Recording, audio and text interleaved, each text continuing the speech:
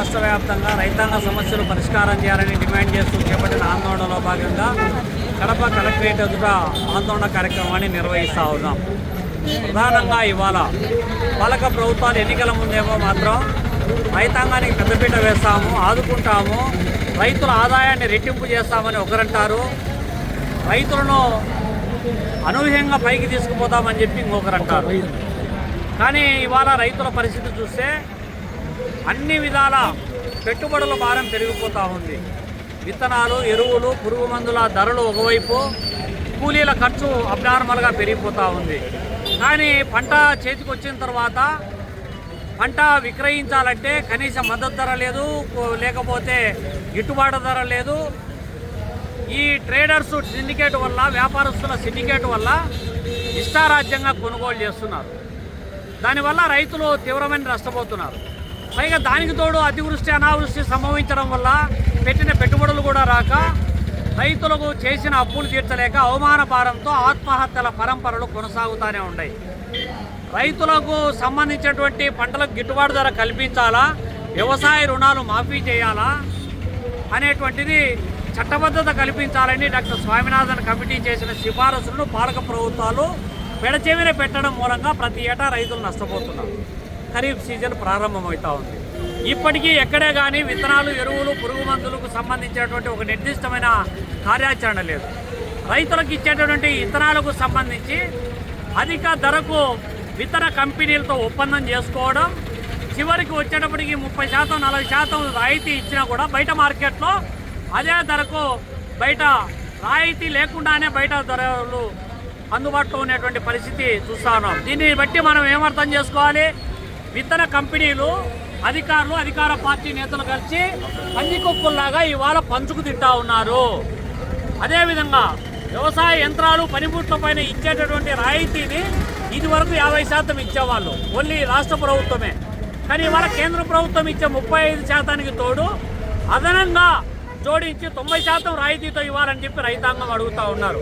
Scale of finance అంటే 3 ఏళ్లకు 4 ఏళ్లకు నువ్వు చేసే అగ్రిమెంటు ప్రాతిపదికన ఎప్పుడో 4 ఏళ్ల కింద ఇచ్చినటువంటి స్కేల్ ఆఫ్ ఫైనాన్స్ ప్రకారమే నువ్వు రుణాలు ఇస్తున్నావు. అదనంగా రైతుకు ఎక్కడే కానీ పెరిగినటువంటి స్కేల్ ఆఫ్ ఫైనాన్స్ ప్రకారం ఎక్కడే కానీ రుణాలు ఇవాళ రెన్యువేట్ చేసేటువంటి పరిస్థితి లేదు, రెన్యువల్ చేసే పరిస్థితి లేదు. మొత్తం డబ్బులు కట్టాలంటాడు, చివరికి తీసుకొని పోయేటప్పటికి 5,000, 10,000 కూడా ఎకరా పైన అదనంగా రుణం పొందే పరిస్థితి ఇవాళ రైతుకు లేదు. వ్యవసాయ రుణాలను రీషెడ్యూల్ చేయాలి. అదేవిధంగా స్కేల్ ఆఫ్ ఫైనాన్స్ ప్రకారం ఏ సంవత్సరానికి ఆ సంవత్సరము అమలు చేయాలి.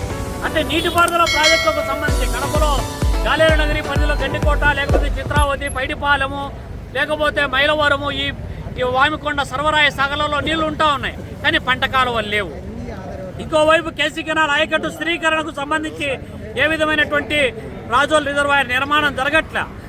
తెలంగాణలో అంతర్భాగమైనటువంటి బ్రహ్మంసాగర్, SR1, SR2, ఆరోగ్య నీళ్లున్నాయి, కానీ పంట కాలువలు లేవు.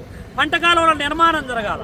అదేవిధంగా వేసవిలో ఈ పంట కాలువలకు సంబంధించినటువంటి ఏవైతే షట్టర్లు నిర్మాణం ఉందాయో ఆ షట్టర్ల నిర్మాణం జరగాల, పూడికతీత పనులు జరగాల.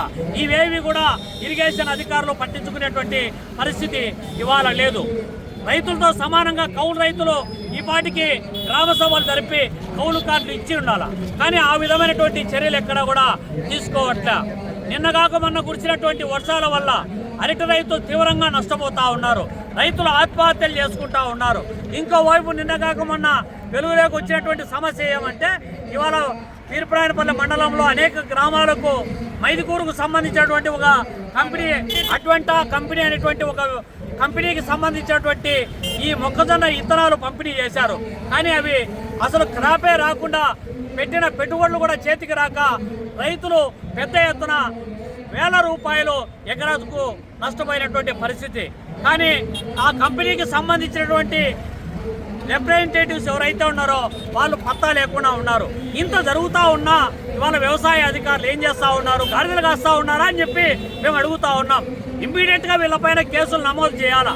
ఇమ్మీడియట్గా సైంటిస్టులను పిలిపించి వాటిని ల్యాబులకు పంపించి పూర్తి నివేదిక అధికారులకు, ఉన్నత స్థాయి అధికారులకు, ఫోరంకు, వాళ్ళపైన కోర్టుకు ఈడ్చాల్సినటువంటి అవసరం, బాధ్యత ఉంది. ఇంత జరుగుతూ ఉన్న పోలీసులు ఎందుకు కేసు నమోదు చేయడం లేదని చెప్పి మేము అడుగుతూ ఉన్నాం. ఇత్యాది సమస్యలపైన ప్రభుత్వము చిత్తశుద్ధితో రైతాంగం పట్ల రైతాంగ సమస్యల పట్ల పరిష్కారానికి కృషి చేయకుండా కేవలం మొక్కుబడిగా మాటలకే పరిమితం అవుతా ఉన్నారు తప్ప ఏదో ఈ నెలలో పెడతా అన్నారంట కడపలో ఒక పెద్దగా రైతుల పండగ అని చెప్పి దాంట్లో ఎక్స్ప్లోర్ అనేటువంటి ఒక పాట పెట్టి దాని పేరుతో కోట్ల రూపాయలు ఖర్చు పెడతా ఉన్నట్టు లక్షల రూపాయలు వెచ్చిస్తూ ఉన్నట్టు చెబుతా ఉన్నారు.